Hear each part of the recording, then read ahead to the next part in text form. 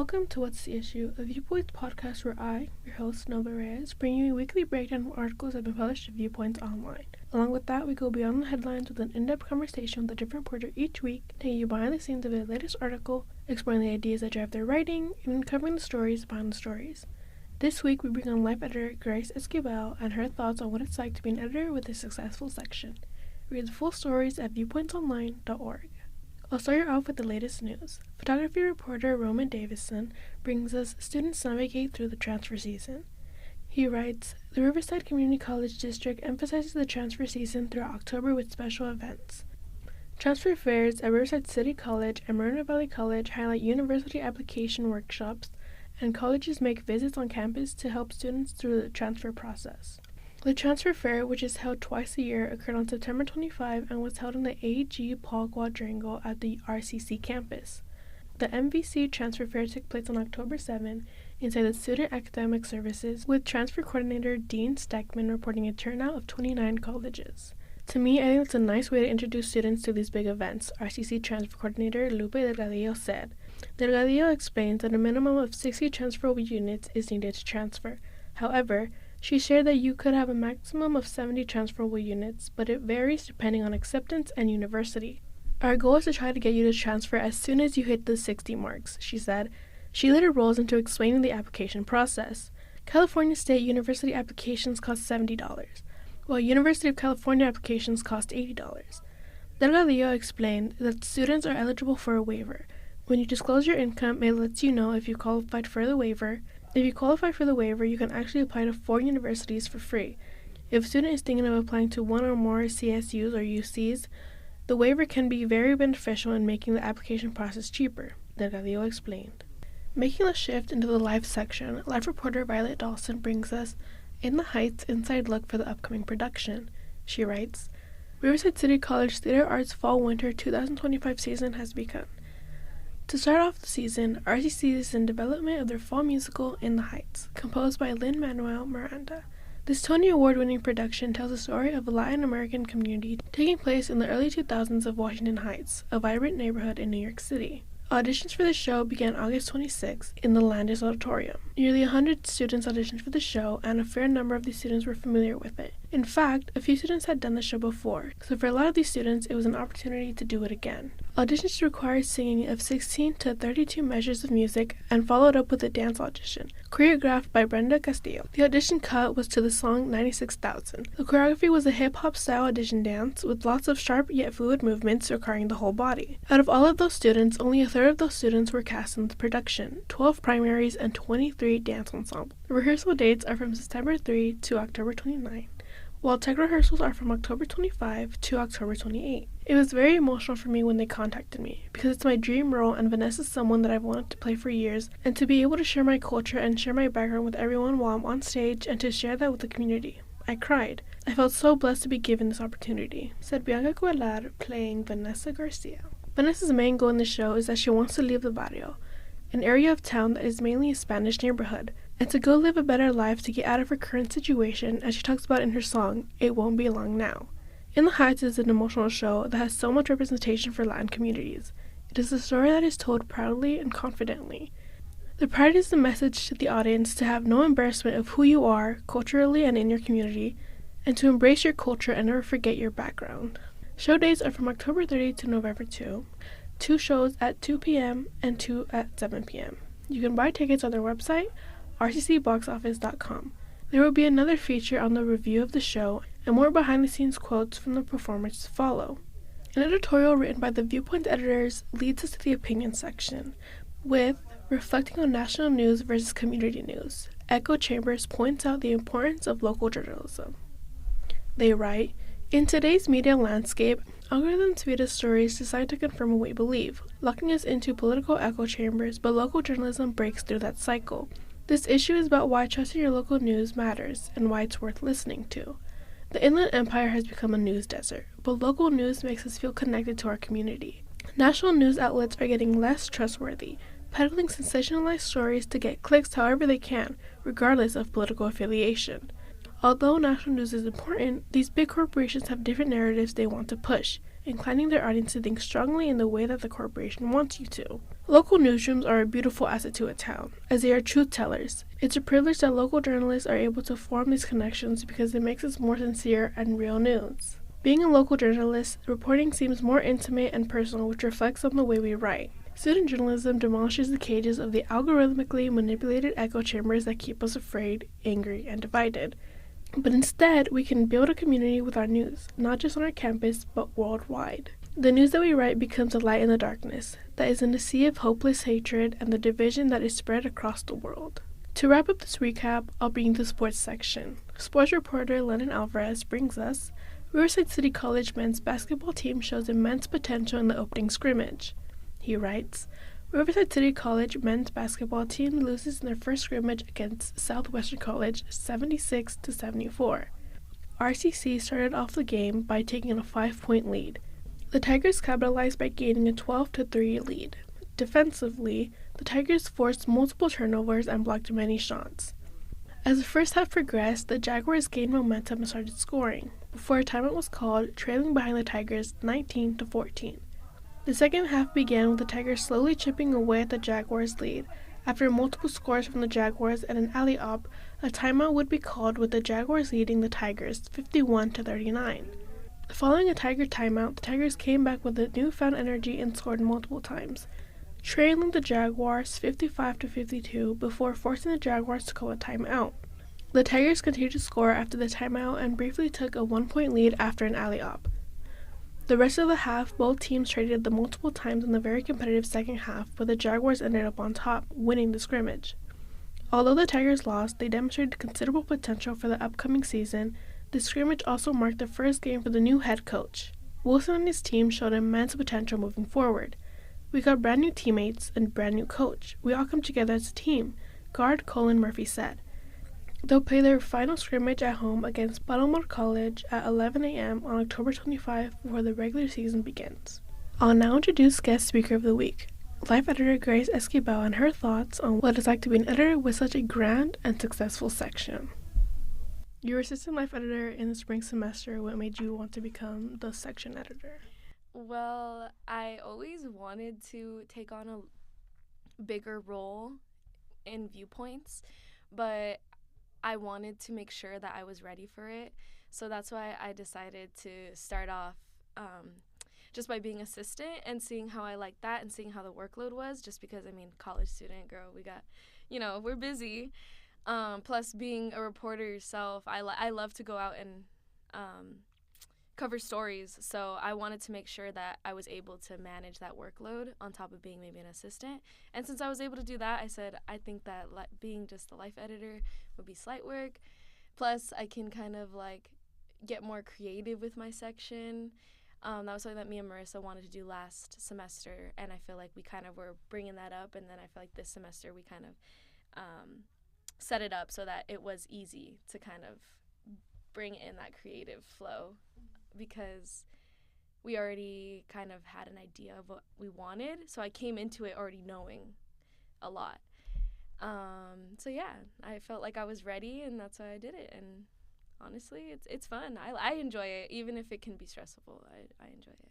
And what do you think the key differences are between being the assistant life editor to being the editor of the section?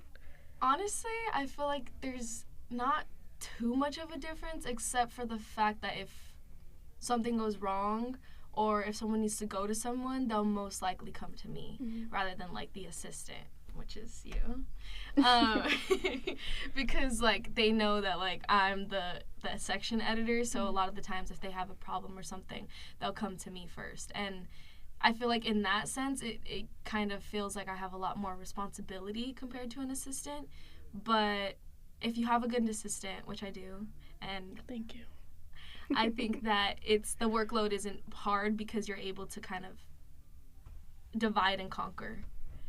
So would you say that's what makes it easier having an assistant? Oh, for sure, yes. I think that if you have a big newsroom, everyone should have an assistant. But obviously that's not always the case. Yeah.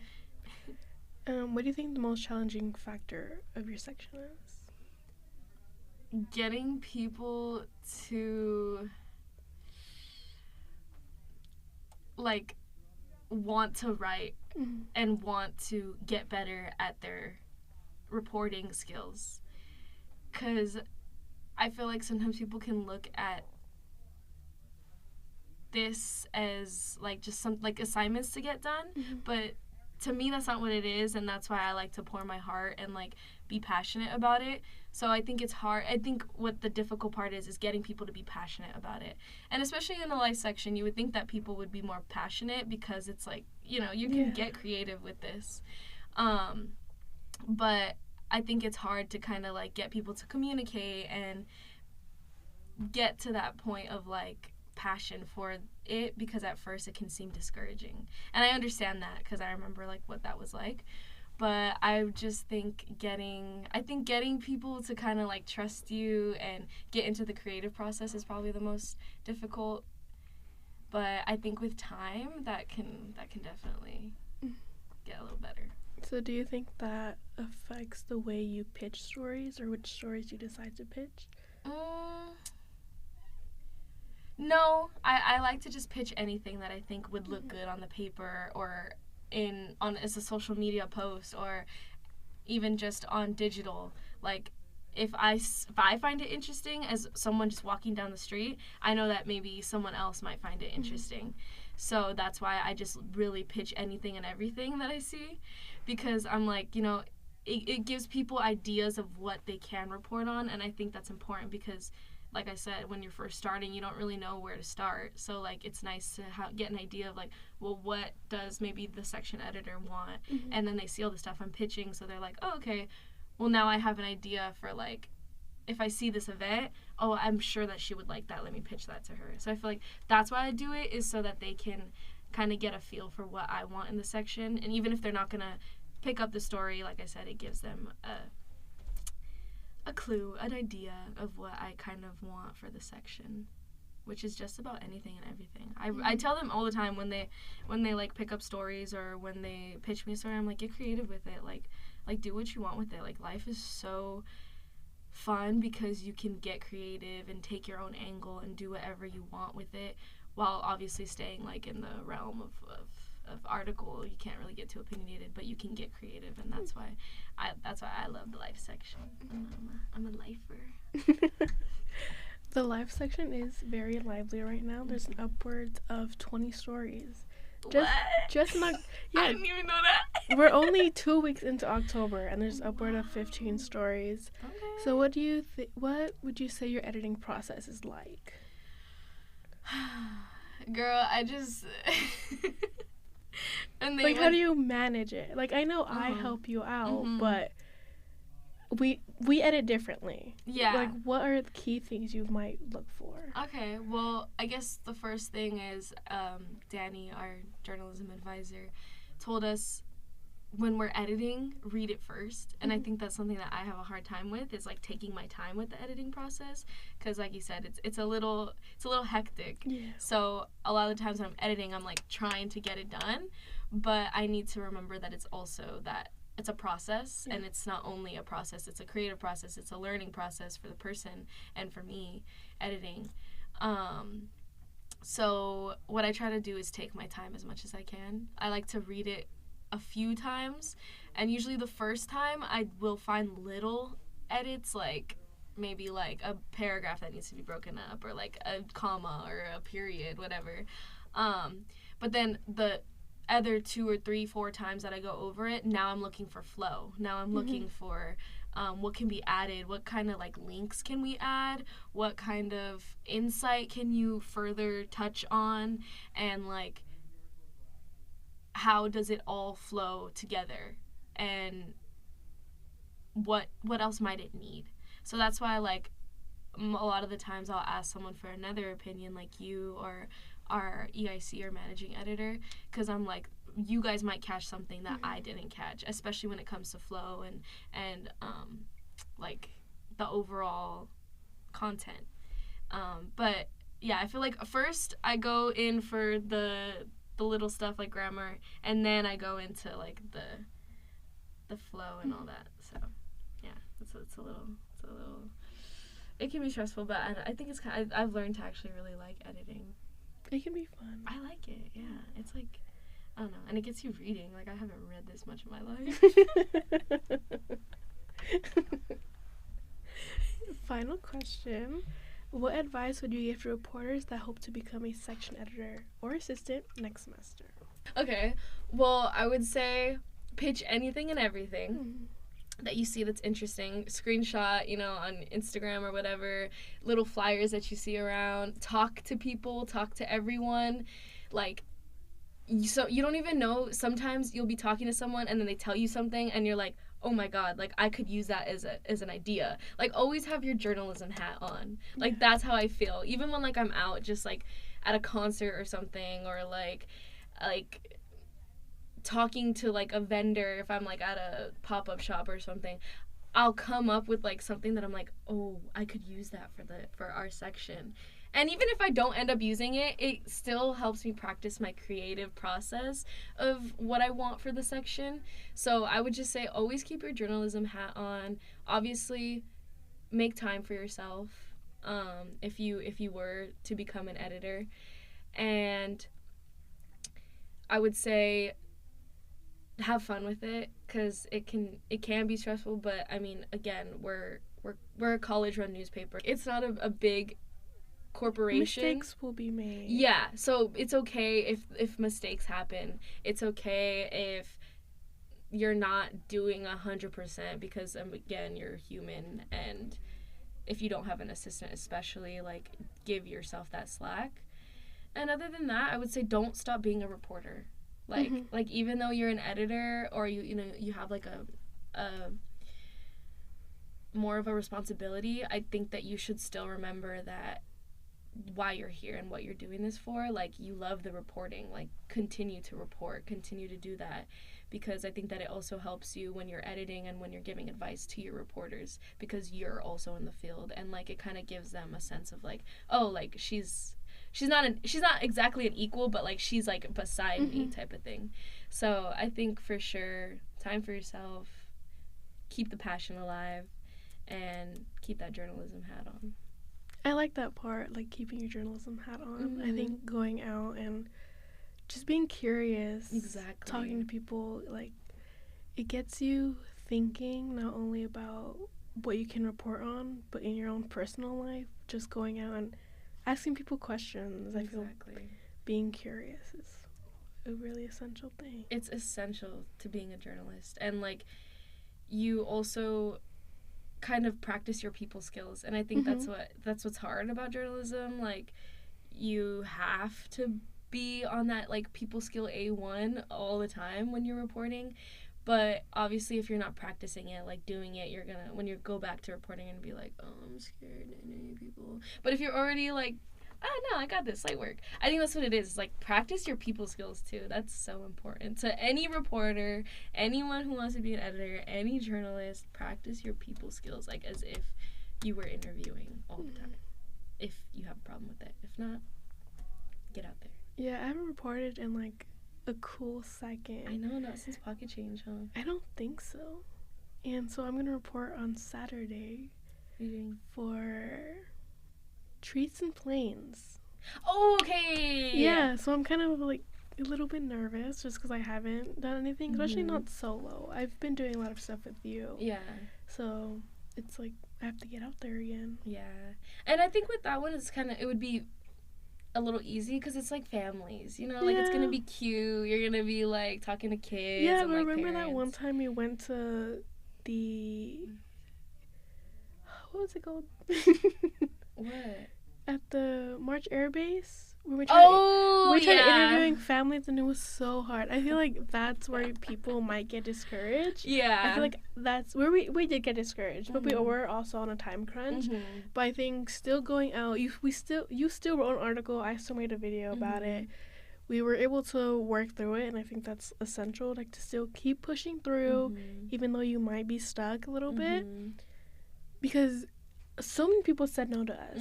So many people were rejecting us. It was kind of well, we need content. How can we talk about the people with no people? Yeah. But it was late. The event was ending. Yeah. People wanted to go home. I mean, makes sense. I think it's essential to just be able to have the skill to pivot. If you need to, pivot. And then if anything, just be hopeful that the sources that you do have, you can make something out of that. Like, I mean, I think that we got pretty good sources out of everything. But either way, like, I think it's just, it's essential to be on your toes, like, be ready. Write everything down. Even if you think you might not need it, it'll make good detail. Yeah. Keep asking questions. Yeah, always ask questions. Try to come up with something as you're talking. Like, I've come up with so many questions as we keep talking that are not written right in front of me. I think that's really important when you're interviewing too, and that was something that we learned at JACC, was they were like, don't, like, get too stuck on, like, the next question that you're gonna ask. Like, really intently listen to them, and then as you're listening to them, you're gonna come up with more things that you're thinking of and, like, want to ask them. So just ask them. Like, let your curiosity drive you, because it might even, like, help them talk about something that they already mentioned, but then, like, elaborate on it. So then, like, you have more content to work with, and, like, more quotes. And, like, I don't think as a reporter you should rely on quotes, but I know that we do need good quotes, and that's sometimes hard when you're talking to people who maybe don't have, like, the best talking skills, because, like, they're not saying things that are, like, super powerful and, like, gonna hard hit in an article. So I think that's what you should be looking for when you're reporting too, is, like, what's, like, a hard-hitting quote that they can say? Like, how do I get them to say that? And without, like, obviously not being, like, manipulative or anything, but, like, you can get someone to say something that you kind of want to get out of them. Exactly. Because there will be a lot of times where people, they kind of give you yes or no answers. Yeah. Even if it's not a yes or no question, they will be like yes or no, which sucks, because even if the question is open-ended, you're stuck with a yes or no. You're stuck with a sentence. And but that's what I mean by people just don't have good talking skills. And, like, because we do, and because we use, like, big, powerful words, or, like, you know what I mean? Like, doesn't mean that everybody does. And I think that's what you have to look for when you're interviewing people. Is, like, because you might interview, like, 4 or 5 people, but maybe 3 of those people were, like, so dry. And the 2 people had, like, really good, powerful answers and quotes that you could use. But, like, yeah, I think that's why it's important to get a bunch of sources. And that's something that I still struggle with too, though. I struggle with that because I get a little, not discouraged, but I think I get a little tired when I'm interviewing a bunch of people. So, like, I have to, like, okay, now's the next one. And then I'm not as, like, passionate about the 5th one as I was about the first one. Yeah. So I think that it's just important to continue to keep going, and just, like, it's hard, but you got to recharge your social battery.